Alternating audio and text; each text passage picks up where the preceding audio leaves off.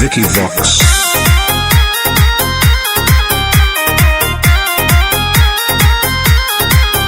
बंगाल के हियो हमरो सिहली रे, हमरा जैसन मजा नहीं मिली रे। ए बाबू सुन, बंगाल के हियो हमरो सिहली रे, हमरा जैसन मजा नहीं मिली रे।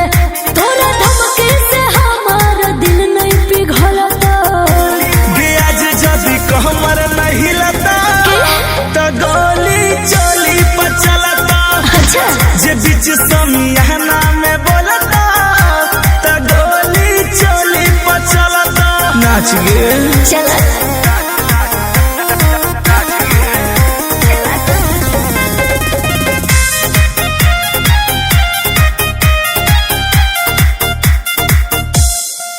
हियो साटा पे छोड़ा रे आइल, काहे होखी रे ते धाधाइल। जदि होखी तू बमू के गोला तो हम खुद ही मिसाइल। बच के रही हियो खाती मगहिया मरब गे हको घर जिला हमर नवादा। अच्छा नचनिया त कायदे में रहे ओहो छोड़ी उड़े में हमारा से ज्यादा। छोड़ा हमारा फिर तोर दाल नहीं गलतो। गे आज जदी कहमर नहीं लता तो गोली चली पर चलता।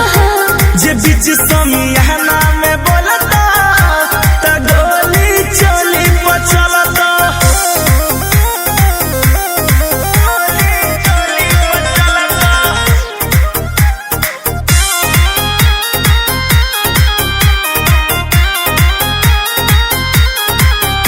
और शासन पुलिस चाहे नेता सब हो कोई रे कर छोहेता।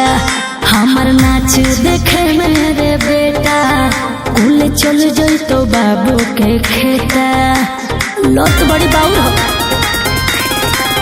जितना लेही उतना देबो। अच्छा आज पैसा नहीं डॉलर उड़ाइबो। सच हो?